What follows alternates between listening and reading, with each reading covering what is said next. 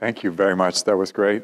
It's such an honor to be here today. I want to present the book, but I also want to try to make some connections to this wonderful institution and trying to kind of frame the book in terms of my experience here at Cornell over the last 5 years.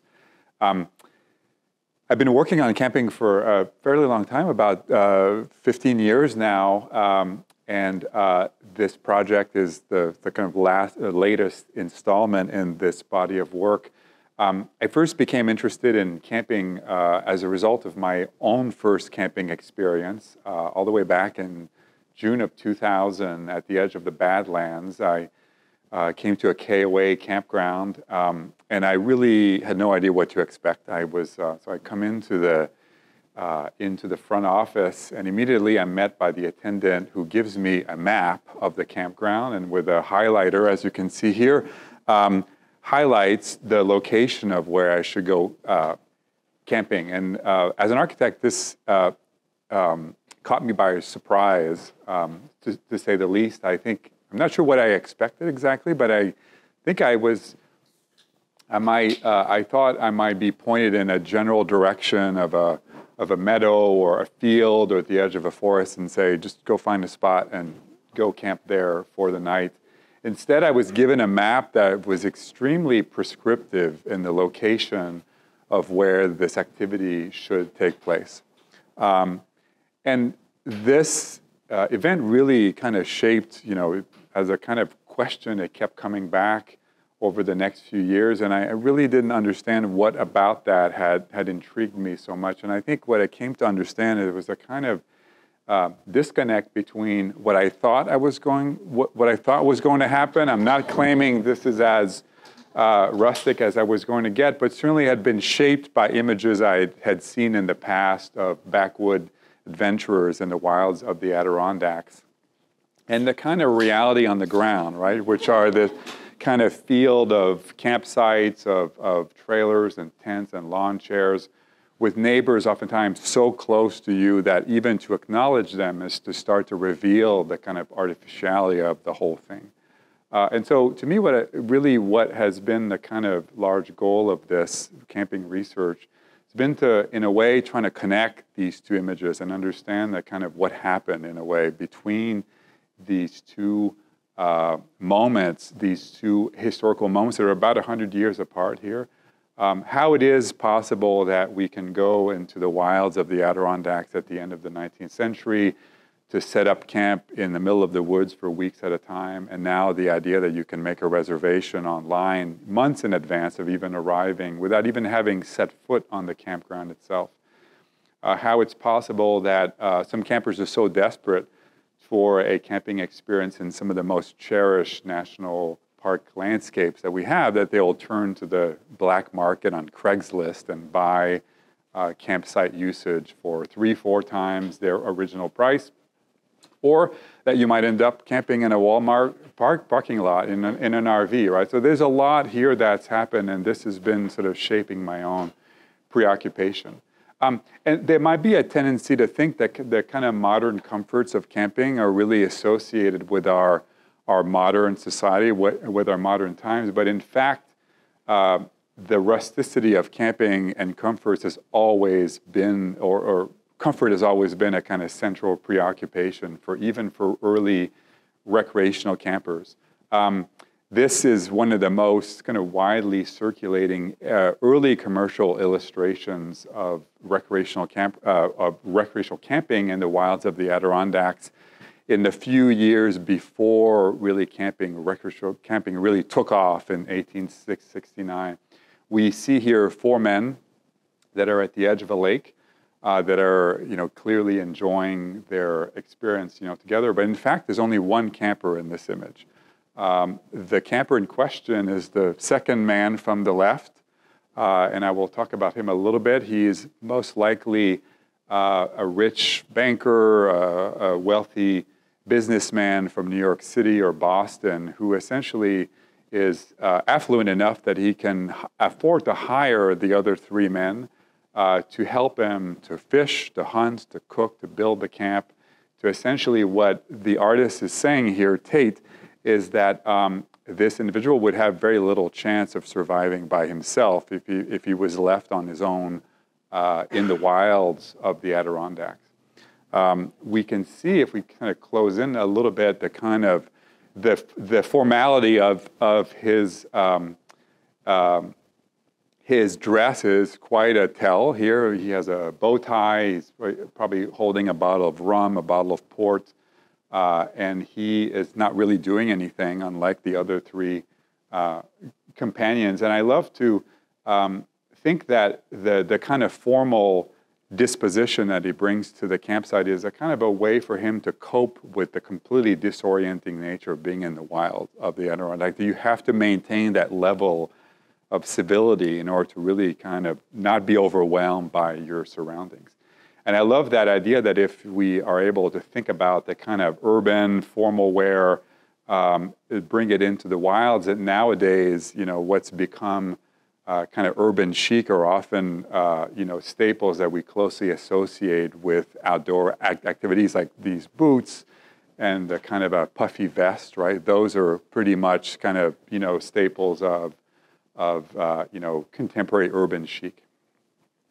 And so if we think that all of the kind of the setting of the camp, that nowadays we have, these modern gear stores like REI and so on, that are able to sell us a lot of gear that will help us to kind of accommodate our comfort in the wilds. We have tents and sleeping bags and portable stoves and all kinds of equipment that we will purchase to facilitate our experience in the wilds. Certainly when we travel to national parks, state parks, it is really overwhelming, the kind of amount of utilities that are often built into that national park experience. And so for me, in thinking about this book, Making Camp, I was really interested in identifying those most important utility features of the camping experience, and essentially to kind of dedicate one chapter to each one of those elements. We have things like infrastructure, like water and trash collection, individual elements like the campsite, the picnic table, and so on. All of them, and I'll talk about this a little bit more at length in a minute. I want to kind of give you a kind of brief survey of each one of those elements, but also to talk about how some of them we ourselves bring to the campsite. Some of them are there when we arrive, and it's the kind of intermingling of those, the relationship between what we bring and what is there that really helps to shape that experience. Certainly in the Tate illustration, we see in the background the very traditional campsite at the edge of a lake, and early illustrations of camping are always very much grounded in the proximity of a water feature, whether it's a stream or a lake.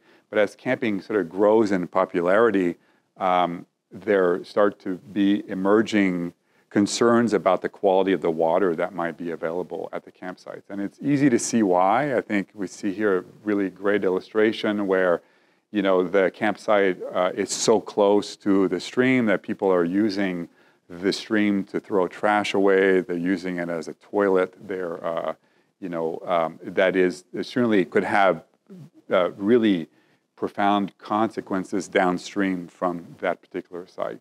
So it's not a surprise that rather than thinking about the kind of water that we drink at a campsite or at a campground is likely not to be scooped up with a cup from at the edge of a lake or a stream, but is likely to emerge from a water tap.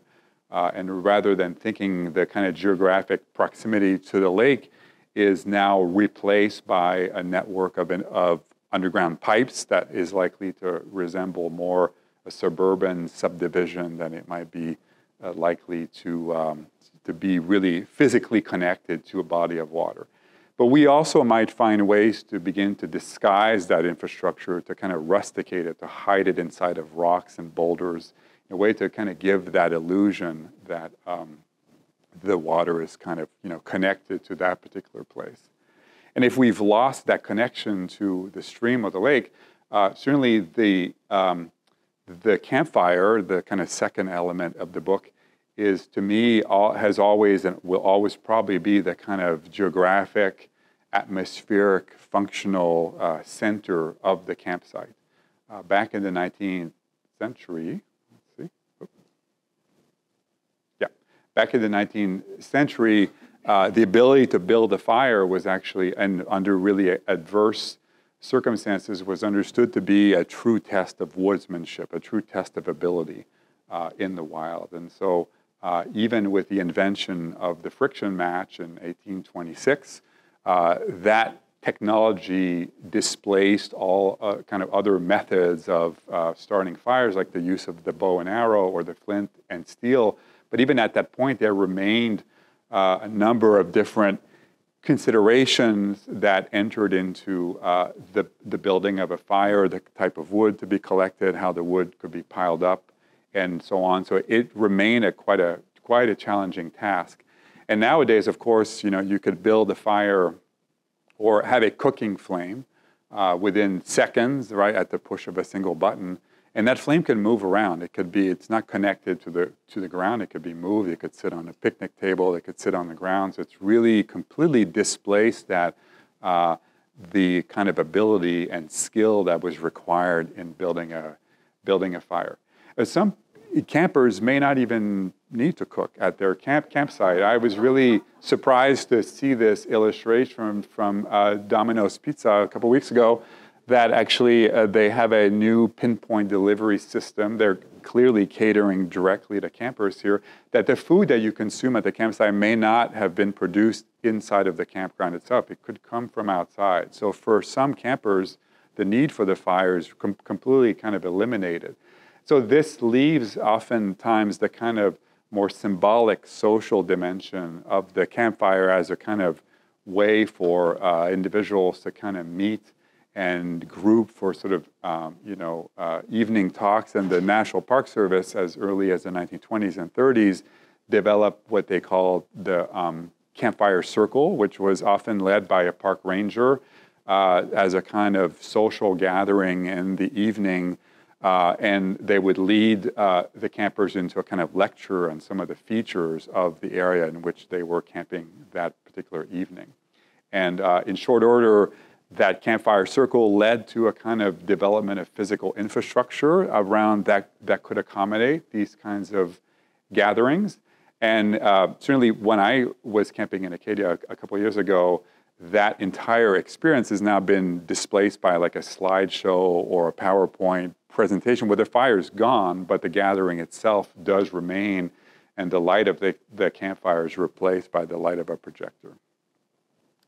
And in a landscape where water comes out of a tap and wood is available in a box, of course you need maps to navigate these really strange environs, which have been described more places than I can care to note here as a kind of mini urban environment, right? There's a kind of urbanity to campgrounds that is quite certainly with some of the major national park campgrounds, we often encounter hundreds of sites that are kind of grouped around a certain area. And for me, this is the kind of connection immediately to what got me into the research to begin with.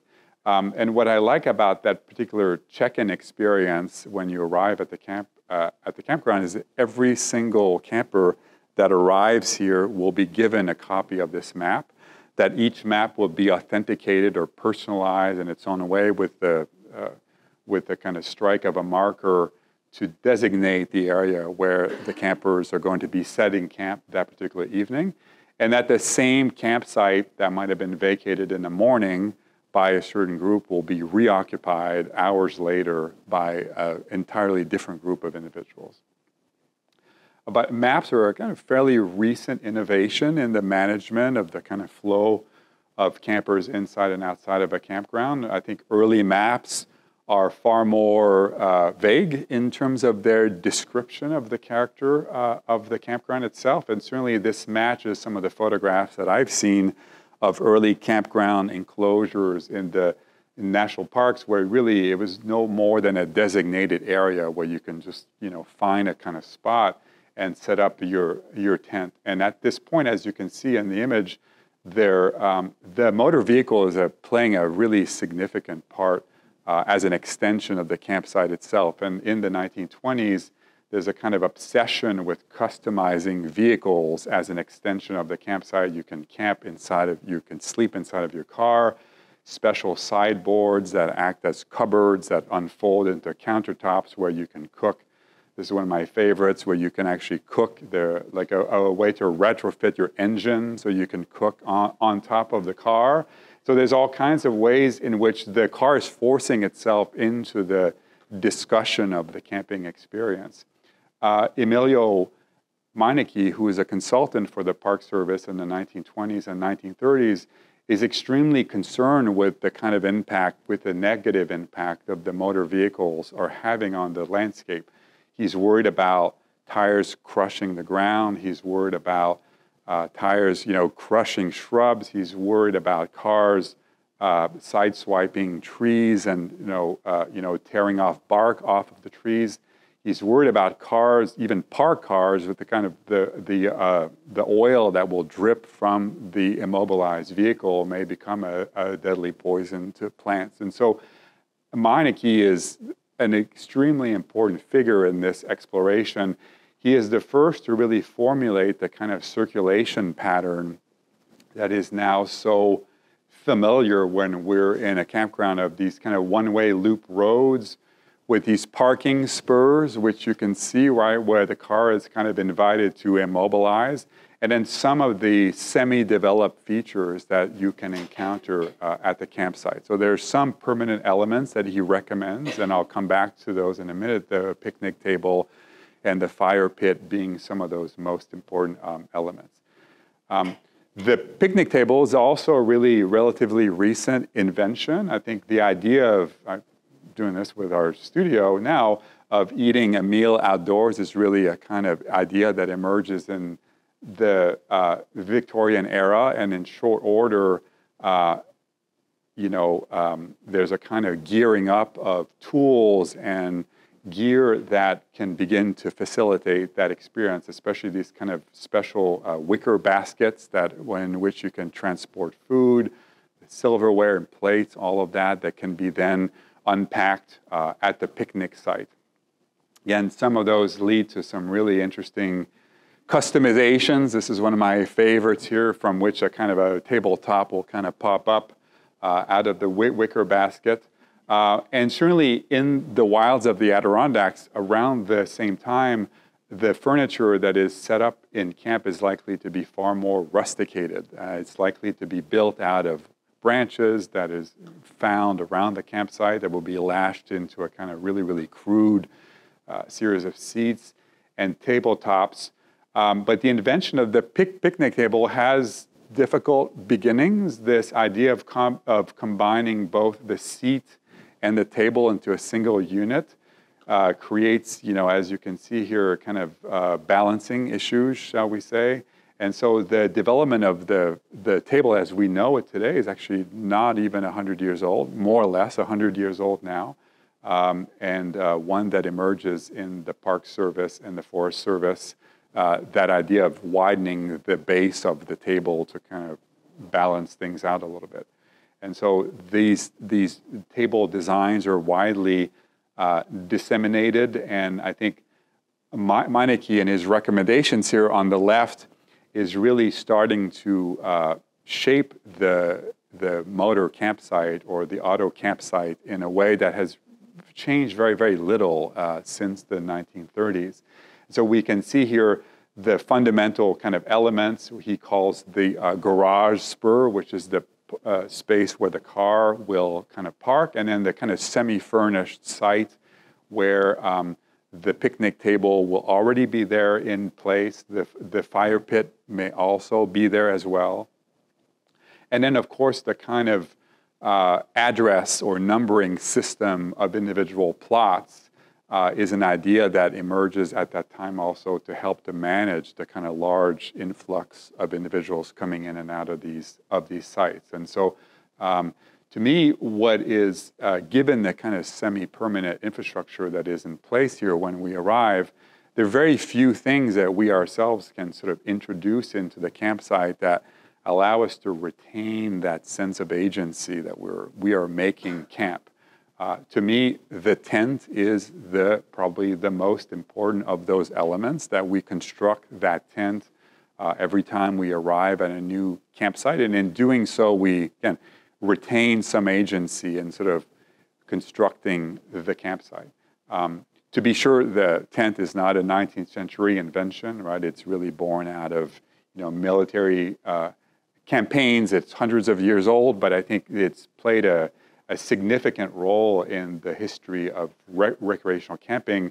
And to me, what I find the most symbolic here is using stakes to provisionally kind of set down roots, for a couple of days or a couple of weeks, that you are kind of installing, claiming with those stakes, immobilizing your dwelling on that particular site. So in that sense, to me, it's one of the most interesting innovations in tenting design in the 20th century, that you can actually build a tent and able to detach it from the ground in such a way that it can be moved about without losing its shape. To me, that's an incredibly important idea. And of course, the kind of new designs that allow tents to be erected often within minutes or seconds, even with the pop tent. And so it facilitates that entire process really, really easily.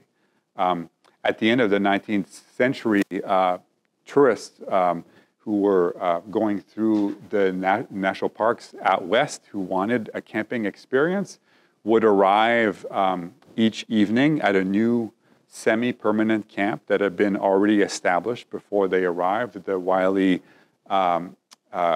Permanent Camping Company being one of the major kind of operators in Yellowstone. And so they would spend the evening in completely built-up camps. You have a dining tent here at the top right, and they would be sleeping in pretty plush accommodations. This is really, glamping, what we would call glamping nowadays, with tents built on sturdy wood floors with stoves, beds, and mattresses that do not resemble at all the kind of when we think about the sleeping bag in a tent. This is not it. Like, this is a much more comfortable experience. The sleeping bag is actually a pretty recent innovation as well. It's really born out of the kind of Arctic and Antarctic expeditions of the late 19th centuries. It's actually a fairly recent innovation. And in fact, some of the early designs, this is one of my favorites here, a sleeping bag that is to be occupied by 3 men at the same time. The idea being that they would all warm one another even more, but it must have been a humongous structure.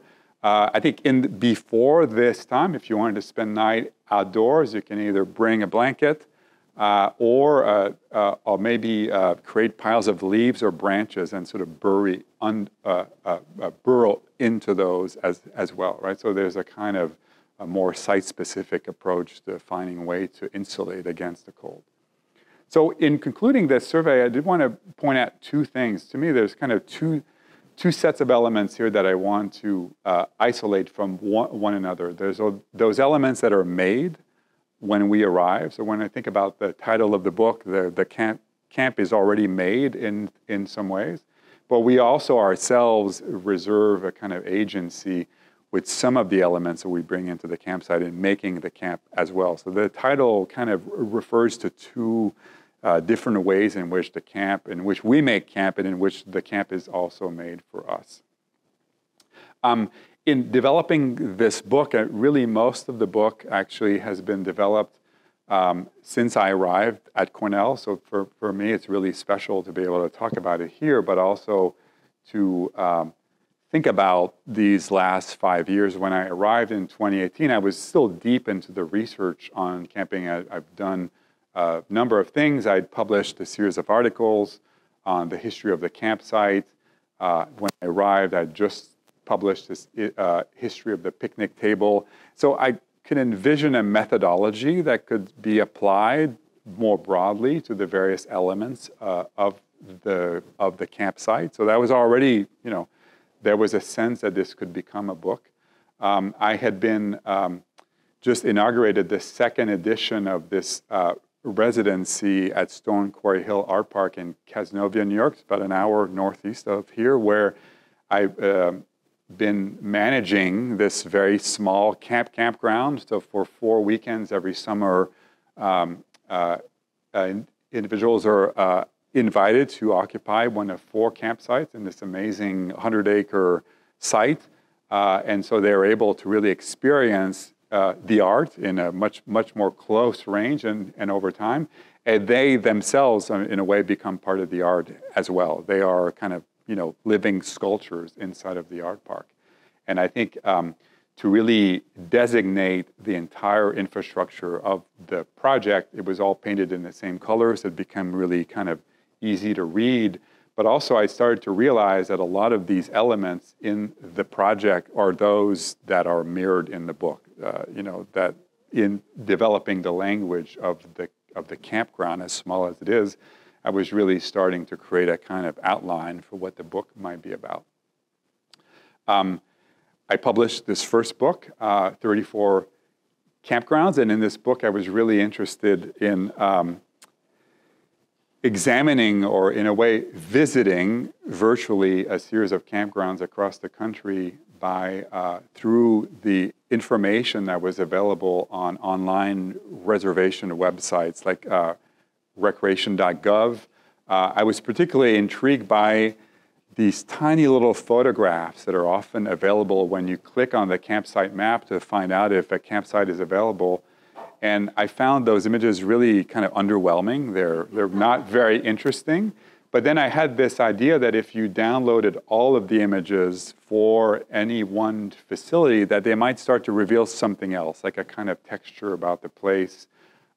So the book is, fairly dry in some ways. There are 6,500 campsites here that are documented in the book. And all of them are organized, the campgrounds are organized by zip code, and the campsites themselves are organized numerically within the facility. But there's something about going through this book that still a kind of texture and character of the landscape begins to emerge. And it may not be possible to read it through one image or another, but in fact, when you look at the sum total of those images, as normative as the arrangement of the grid is, you might start to kind of get a sense of that place that is conveyed at each of the campgrounds in the book. And so this first book is really about challenging myself to visit these places by actually not visiting the places in firsthand, right? It's all about secondhand online information. And in making camp, I was really interested in making an important shift here. And so what I was really interested in is, of course, consulting historical analog, like real documents and books, and I'll talk about that in a minute, on the history of the development of the campground. So these are kind of primary source documents, really important planning manuals and documents that have been published over the last 100 or so years. The most important of those being kind of 2 editions of this really wonderful Albert Good survey of recreational infrastructure in the national parks called Parks and Recreation Structures. I mean, I'm an architect, and I there's never a moment where I don't open that book and I'm not completely amazed by the extraordinary graphic craft of these drawings. They're so beautifully executed, but they constitute a kind of survey of the infrastructure that's available. But at the same time, they start to propagate ideas and design standards into the world. So it's kind of doing both at the same time. In this research process, I started to look for maps. I became an avid collector of postcards of camping, hundreds of them bought on eBay. I was looking at camping directories that have been published. Here we can see all of the cities across the country, including Ithaca, that actually offered campgrounds to motor tourists as they moved across the country in the 1920s. Collected a lot of directories, ephemera, little catalogs, all kinds of different sources here, parts catalogs for Coleman, and of course books, And it is, to me, a real wonder to connect to the collections and the library. Here we have so many of these books here, which has been such a pleasure to actually, read those and sort of feel the connection in person. Cookbooks. I was really interested in the history of the s'more a couple of weeks ago. There's a young woman who asked me a question if I knew anything about s'more, so I had to go look and find out, and so I was able to connect to this. But I think, so everything that I was not able to find in the library here, I'm so grateful to the staff at Mann, the staff at Olin, for all the work that they've done. Bethany Dixon must have fielded hundreds of requests for books and things I was trying to find that were not available. And there was something really great, especially in the depths of the pandemic in 2020, 2021, to come into what we now know as the Calzone, to collect books. It felt like every day there was like a new book, and it was such a wonderful thing. It was truly, it made me feel connected to the world in a way that was really, really, powerful. So having said this, there are two Cornellians historically that I really wanted to recognize here because they've had a huge impact on this work, and I want to acknowledge the both of them here. The first one is Horace Kephart, who is largely revered as the kind of dean of American camping. So Kephart graduated from Cornell in 1884.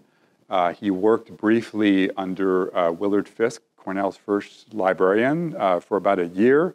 He then worked in a similar job at Yale, and then he assumed the direction of the Mercantile Library in St. Louis between 1890 and 1903, I think. And then this is the moment where he really decides to move to the woods of western North Carolina. He becomes a contributing writer to Field and Stream magazine and begins work on this sort of magnum opus, Camping and Woodcraft, which is the most, I think to me, the most important literary work on camping that's ever been published in the United States. It is a book that is 900 pages long, is quite a considerable tome.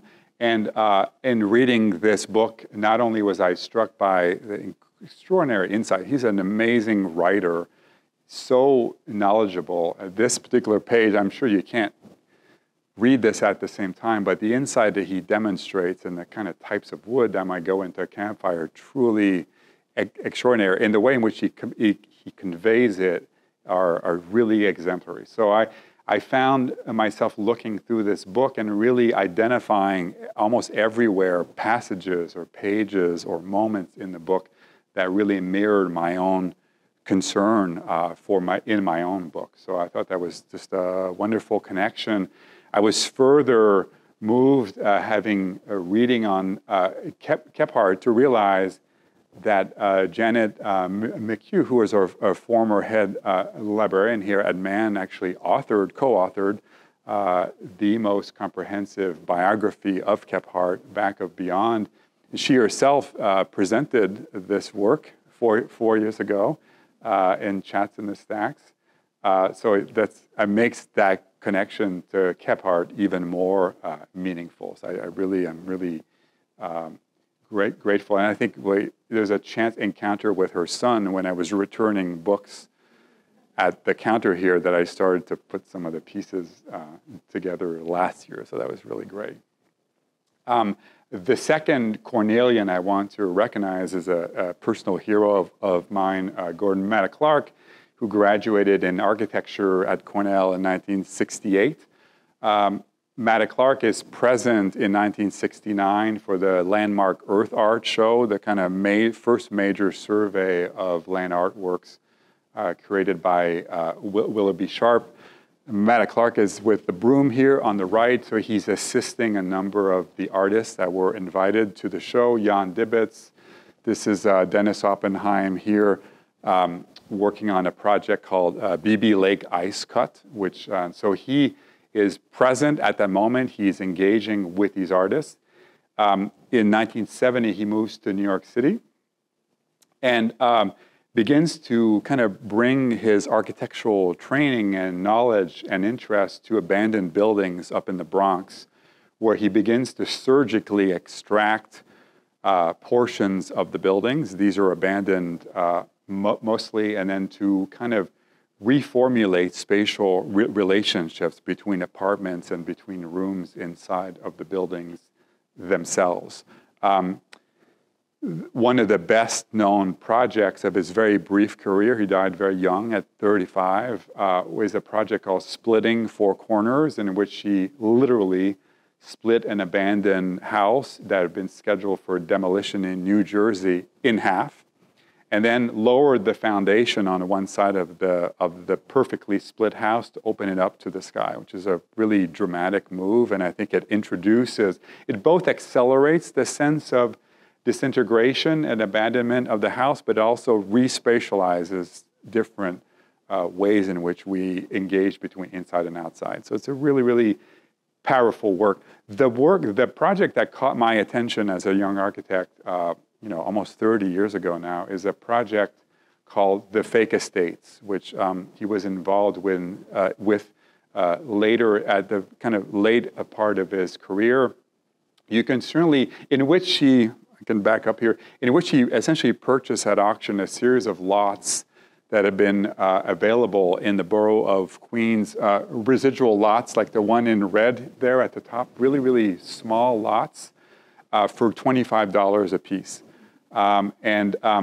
There's clearly a kind of spatial connection here, or a thematic connection, an interest in really, really thin spaces that we can see a kind of parallel between the Splitting and the Fake Estates. But as a young architect, to me, I was so moved to see this. The encounter with this project completely changed my career, I think. It really kind of allowed me to think about outside of architecture. I was really interested in the idea that here's an architect, or someone who's trained as an architect, who is taking an interest in sites that have no architectural potential of any kind, like the sites are too small to accommodate a building. He has a sense of humor, right? He's calling these the fake estates. They're real estate. They're actually real places, but they're fake in the sense that they can't perform the traditional role of a site. And that the project is simply to document their existence, to verify the legal existence of these lots through the laws of property and real estate. And again, I cannot underscore how impactful encounter with this work has been in my own career. It's really completely shifted my attention away from traditional architectural practice and teaching into landscape kind of over the last 20 years or so. And so I'm extremely grateful, so much so that I wanted to kind of pay homage to the project about 15 years ago by venturing to explore the entire borough of Queens to see if I could find other sites that might be available that were similar to the ones he purchased at auction. I call these the fake estates.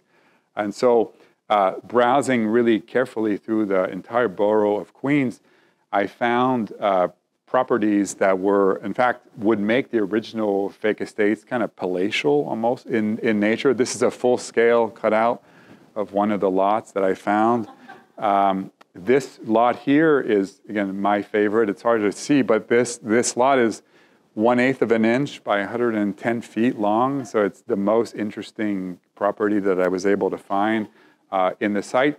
But I think you might be able to see how the fake estates, and for me, what had captivated my attention early on when I went camping, how start to close that circle here. That Matt Clark is interested in these little bits of land that nobody pays attention to. And I'm interested when I arrive at a campsite in these little bits of land on which we are recreating that process of the camp, right? Making camp. And so thank you, Kep, and thank you, Gordon, so much for all your inspiration. Thank you, Cornell, and thank you to my wonderful students.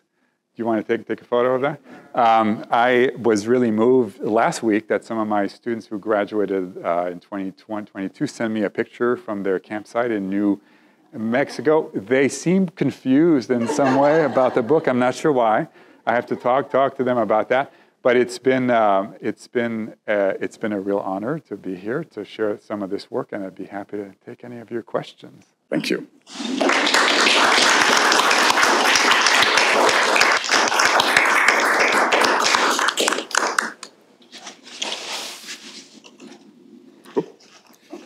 Okay. Oh, that's right. So that's supposed to shift. Great. Okay. Excellent. Yes. Jennifer. Wonderful presentation. Thank you. Very exciting. I mean, I had so many questions throughout it. I think the one sort of thing looking forward from the research and from your understanding, obviously, as a camper, and then observing, obviously, the history of camp.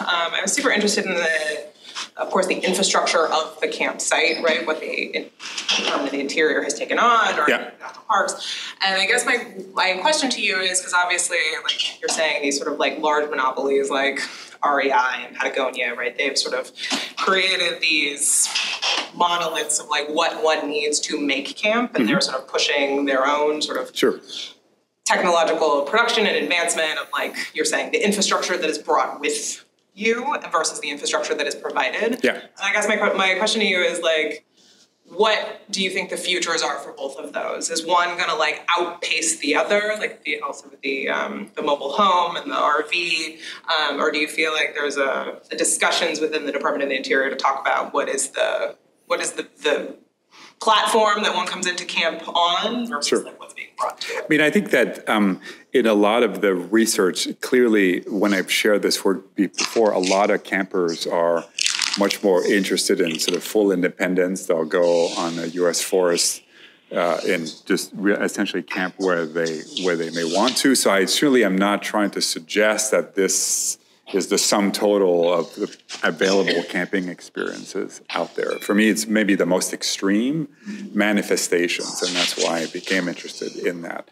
But I think you might see historically a sense that we are both, I've seen so many now, these sort of, these websites are essentially like Airbnb for camping, where people are putting private or sites on their private land for a renter, and so there's, and in a way that becomes like an extremely small campsite. I think there's a lot of there's so many diverse ways in which it's starting to proliferate, and I want to say certainly during the pandemic, it was impossible to find a reservation anywhere. So I'm excited about the fact that there's a lot. It's certainly it has not lost its popularity and its interest, but this development is an intriguing one to me. These kinds of camping on private land, they're often in very interesting places, but I think the social dimension of the larger experience is maybe not available at that point. Jamie, you look like you want to say something. Okay, sorry. Yes. I very much enjoyed your presentation. How peculiar is tenting to the United States? How, is it much more prevalent to have caravan parking or caravan camping in European countries? Is tenting still done in other? Yeah, how peculiar is it to the U.S.? I would imagine it's not, but it's something that I feel like a lot of the research has been focused on the U.S., so I would be hesitant to answer that question with a kind of, or meet it with some facts that would be able to confirm one way or the other. And my personal experience as a camper, which is fairly limited still, like I'm not actually, I don't head out on every Friday night into the wilds, has been limited to North America in general. So I would hesitate a little bit to answer that, but I would imagine it's fairly, I think the one area that where I was able to do a fair amount of research or mountaineering expeditions, and so the kind of infrastructure that in those cases everything has to be transported up the mountain, and so a lot of the research there was on in the European Alps and so on. So there was some knowledge there, but I think in terms of popular camping, I'm less sure. So sorry to not be able to answer that fully. I would also like to add here a nuance in European versus American, because Europe is, it's not easy to do a European way of camping because specific countries have a bigger culture of outdoors and recreation and relationship with nature. Like, for example, France, RVs are the thing, right? And, whereas, for example, in Spain and Portugal, you would have not that access to it or even representation. Also, the places where people camp is different. You would have in Spain, Portugal, south of France, more beach relation, ocean related, right? Whereas, for example, in Germany or other countries, you would have a kind of mountain relationship with camping. So in the sense that there's a much more varied identity because of the structure of Europe. I mean, it's all different countries than this idea of America as a culture itself. Just, Thank you. Yes? Yeah, I have maybe more of a comment than a question, but I was struck, your presentation of how our own sort of our paraphernalia are indoors coming to the outdoors. Our camp experience indoors. But in some ways, I feel like we're seeing the other direction too. The outdoors coming to the indoors, the tiny house, the tiny home thing. We're really or the fire pit in the yard. Simply is sort of the thing. And I was wondering if you're going to look at that. No, I think that's a great observation. I totally agree. I think that was we had having a conversation at the art park a few weeks ago about that very fact, that it's an interesting, that some of that technology, if you will, is percolating the other way as well. So it's not a one-way kind of thing. So, yeah. And in some ways a more hopeful thing because it's a simplifying of our messy lives. So to speak. Yeah. I mean, it's a programming of the backyard. Like, I think that's certainly, maybe another way that you can, but yeah, trying to, and those fire pits are not really functional in a way that they meet a kind of need for, I mean, I suppose they could be for heat, but they are not necessarily understood in the same way that we would have understood the role that a fire might play at a campsite 100 years ago. That was, yes, totally agree. Yes? After what this gentleman back here said about camping in Europe, I was just thinking about how there really is such a cultural element to how you relate to the outdoors and the natural world. And I personally grew up in this area, and I grew up in a very, rustic camping, just camping in the backyard in the woods. And it was very shocking to me to go to my first campground. And it's everything, you pay for it, for one. And then you have to stay in this specific little area. And it's just this, sort of, Americans are very good at that, right? Like turning everything into something you can make money off of. Yes. I mean, more and more I meet people who have private land and they're turning it into a campground or something because they can make money off of just having this land. Yes. So it's a really interesting thing that gets at cultural elements of our relationship to the land, our relationship to money. Absolutely. That's a great point. That's what point I'm trying to make at the beginning of the book. There's a particular intersection there that seems uniquely American in terms of its, Yes. Thanks for your presentation, and I'm from China, and then it was during pandemic. So the camping industry in China was growing so fast since everyone's gathering outside. And then now that the time passed and everyone was go back to the normal life again.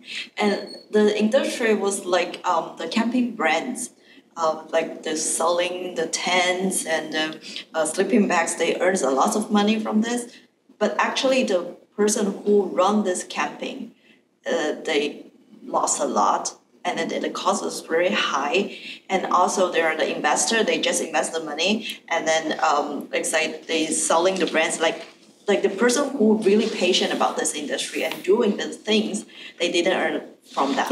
for the brands they earn. So from this situation, I feel like it's there. People who really love this has not that much passion for surviving, for supporting the operating this camping. So I'm just want to ask you, do you have any ideas, or from your observation, like how does the successful camping sites, like how they do, like for the situation? I mean, I think that's a really great question.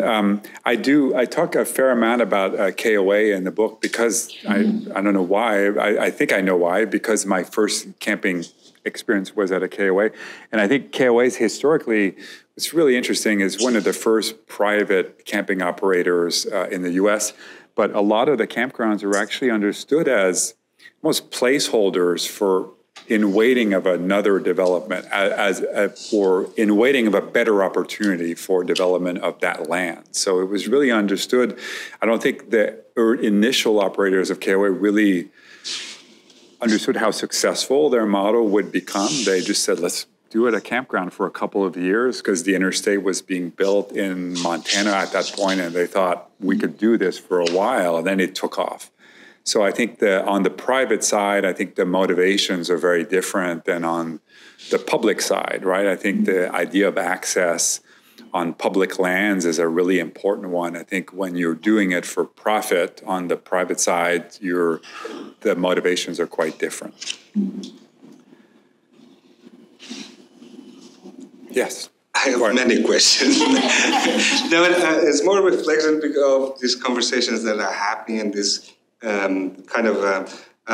the cultural construct of the relationship with nature. And I was wondering, one of the things is in your presentation, as well as a lot of the pictures, the camping is always in this sort of green trees, mountainous space, right? And a lot of questions come to mind, which is that kind of a representation of where these national parks and where the campgrounds are.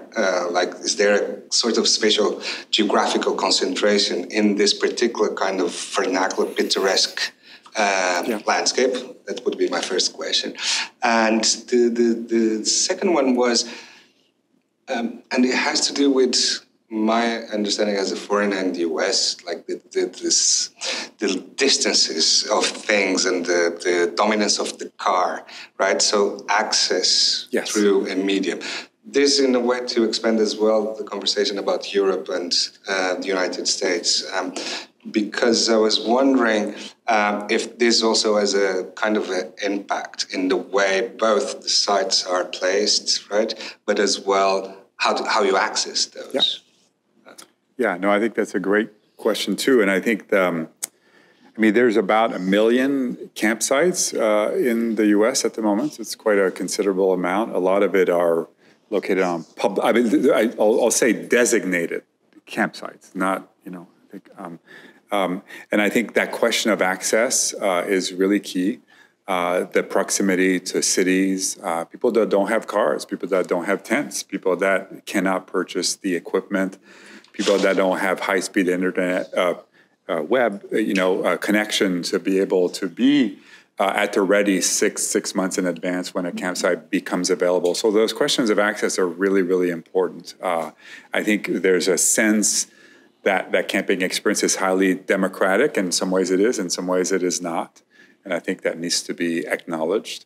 But I think I'm particularly interested in those environments that are peri-urban often, that are close enough that you might be able to bike there, you might be able to take a bus there, right?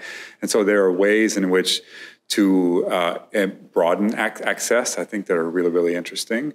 I think at Cornell is really excited to see that there's a kind of urban outdoor, but there's an outdoor gear, I forget the exact name, right, where you're able to rent gear, club. I think that's a fantastic thing. So I was considering trying to find a way to do a camping thing on campus next year. So that would be fun. But I think that idea that, anybody can make it to a national park or to a state park is quite presumptuous. I think we are leaving out a lot of people here.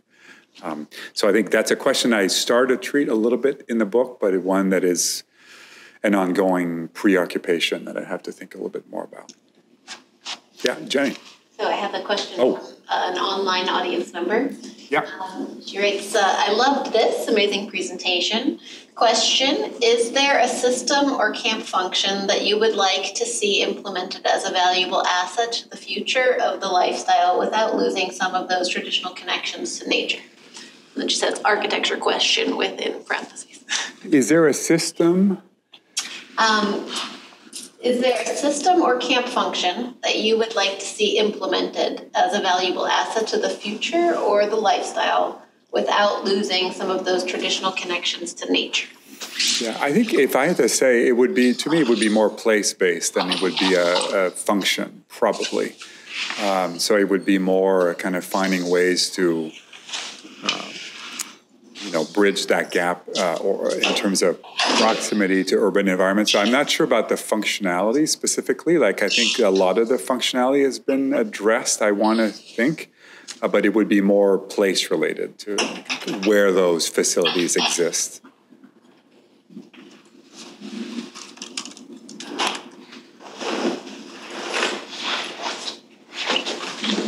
Yes. Yes. I really enjoyed this conversation too. And I'm thinking about the art park. Yes. It's such a fascinating project. I wonder what kind of... Next summer. Oh, yeah. I think so, yeah. I'm thinking about it just seems so appealing. I think there's something about the private park aspect and just something about maybe like almost intentional community, like a temporary intentional community. For like a weekend. Just a very so I don't really know the details of like how long it goes, or like if somebody could stay for the whole time and take that one thing, or just what's been your experience with that related to your work? Yeah, I think it's really interesting that this project and this book really emerged all at the same time, and they've been developing in parallel. One has informed the other. So the way we've modeled it in the past, this is the 5th edition. This just concluded this summer, is usually it's 4 weekends, so Friday night to Sunday, and when you reserve for that weekend, so you have one of 4 sites, and so it's a fairly limited experience. So in May, the park looks the way it is. In June, there's a bunch of blue stuff around, and then in July, it's gone. So it's quite a simple, very, very easy project to install and take down. But I think at most, I'd say we've accommodated maybe like 30 people on any given weekend, groups of people trying to move in and get all of the sites and hang out. And other weekends, it would be 5 people, right? So it varies a lot, but you're right that it's a community that's created sort of instantly that exists for a very brief period of time, for 2 nights, essentially. 2 consecutive nights and a couple of weekends every summer. Is there some camaraderie, do you think, because it's so unique? Yes. Okay. Oh, yeah, no, I can say that firsthand. I mean, this summer, some of the kind of accidental communities that were created were so great. It was really, as the operator of the campground, I was really both a facilitator of kind of connections and meeting people and engaging, and we had some really, it was quite rewarding experience, yeah. So we should be in touch, and I'll be sure to share the details. So do you organize activities in the art park? Like the park ranger around the campfire type thing? Is there any of that going on? So I think this summer I did a campfire talk on the campfire, which seemed appropriate.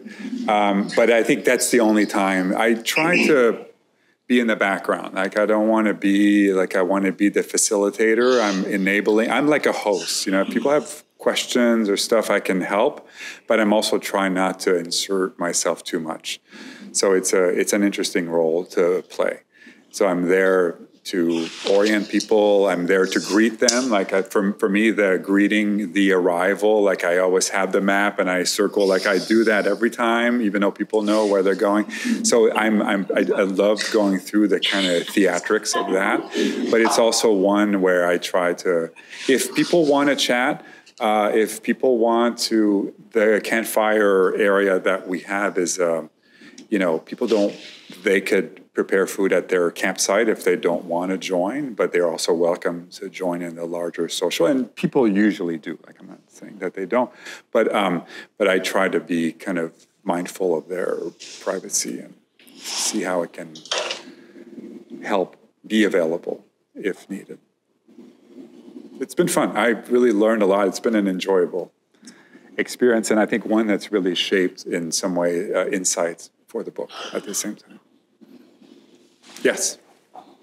Thank you for your presentation. And I'm from Japan, and then as you mentioned, like Asian countries have a lot of different kinds of camping cultures in these days. And especially in Japan, glamping style has already been in one of the cultures in Japanese camping style, but we will never call it as a glamping style anymore.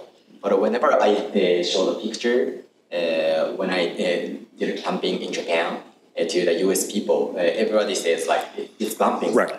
So I want to know your opinion about whether Asian camping style could be accepted in the US or not, because as far as I know, a lot of people use luxury tents, which could be attached to the US cars. But we will never use these kind of tents, so we will bring tons of stuff to prepare, like kind of room preparation. Mm-hmm. So I want to know your opinion. Well, I'd love to talk to you more about that maybe afterwards. Like my knowledge is fairly limited in this area, so I'm not sure. I mean, I've seen some beautiful platforms that are kind of floating in the woods that are just absolutely gorgeous, that would qualify more as glamping sites, I think. Certainly for a more limited group of individuals, but maybe it's something that we could chat about. I think that I'd love to do that. So, I mean, so interesting about it is it's an association with comfort. Like, what is your comfort? Like, because I think in America, it's like this, if you have to be uncomfortable camping. You have to be smelly, you have to be dirty. Well, that people will reminisce about the smallest things, or they will remember the smallest inconvenience, which I know that's what I do, so I project that on everybody else. But it is interesting that oftentimes that's when you realize how comfortable or how unwilling we all, some of us are, to give up some of those daily comforts that we all enjoy. Yeah. Yes. Did you observe differences in the sites that you went to that were mapped out? Did you observe differences in the landscape that might encourage different campsites to interact with one another or be more secluded from one another? Yes.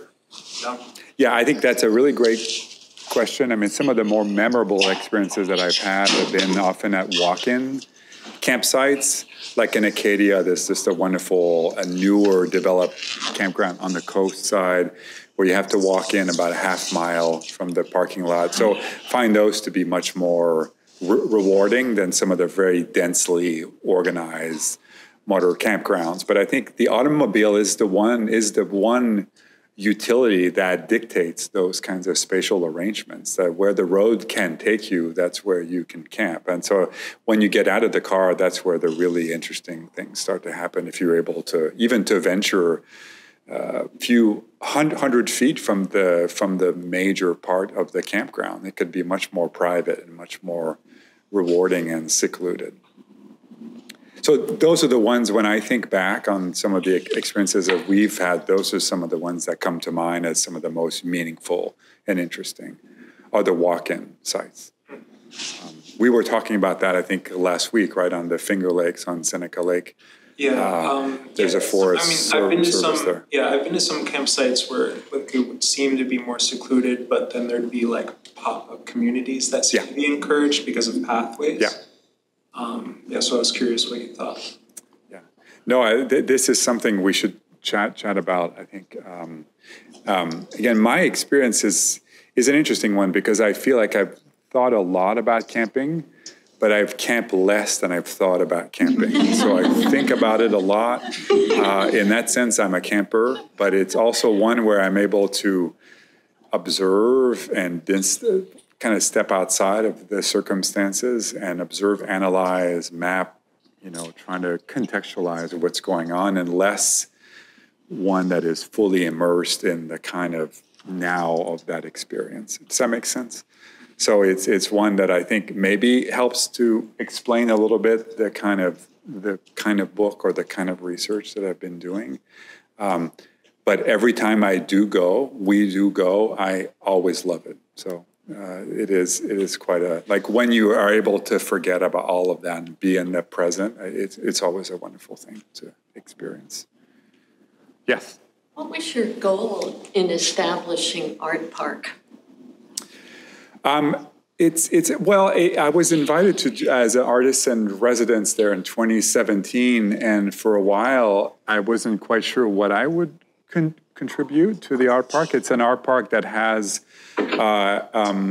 more traditional sculptural objects, but more and more increasingly artists are invited to do temporary works and works at various scales. And so I thought, why don't I propose this idea? And I thought at first it was a bit harebrained, and it was accepted enthusiastically. And to me, I'm trying to pitch it as a kind of programmatic change, that you come to the art park, but you're not just there for a couple hours, you are there for a couple of days. And so it's been really, what I've enjoyed about it is to actually walk around the art park at 10 p.m. and see the work, experience the work that's already there in a completely different manner. So in a way, it's more to facilitate or broaden the range of experiences that could be had there. But ironically, the infrastructure, because it's painted in the same color, becomes a kind of artwork in itself too. So it has both of those kinds of dimensions at the same time. Is it a competitive process to get there for a weekend? How does it work? I wish it was a little bit more. It's oftentimes, again, we've gone from all the sites are busy to one site, from one weekend to the next. We're trying to calibrate our timing a little bit. Usually it's in June. We find that sometimes, because the kids are not out of school yet, that it maybe should be July, but then July. So we're trying to find the right timing for it. But I've had seasons where it's busy all the time and other ones that are a bit more quiet. It's not a highly competitive process, to answer your question. And it's just Friday through Sunday. Yeah. Yeah, so it's a very kind of instant thing. And so we're trying to make it fairly simple to manage. And so there are really 4 sites, 4 weekends, 16 opportunities. Does that make sense? And so when you claim one, it is yours for the duration of that weekend. We're not trying to break it down to smaller increments.